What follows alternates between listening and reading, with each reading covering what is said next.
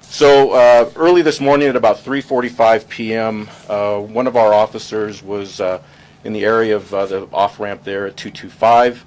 He had stopped what he believed to be a stalled or stranded vehicle, and in the process of talking to the occupants of the vehicle, one of the occupants exited, got out, and frankly viciously attacked my officer while he was walking back to his car. The suspect in this case struck my officer with what we believe is some kind of a sharp object. This resulted in my officer receiving what could be described as a very serious head injury, and that required immediate medical attention.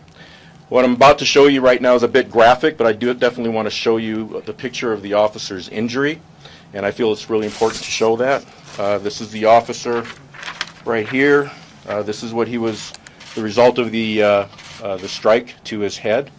Again, this was an unprovoked attack, and frankly, I feel very comfortable in saying that I believe that this was an attempt to murder on my officer. At that point, the suspect, after incapacitating the officer, the suspect was able to get into our officer's patrol car and took off from the scene.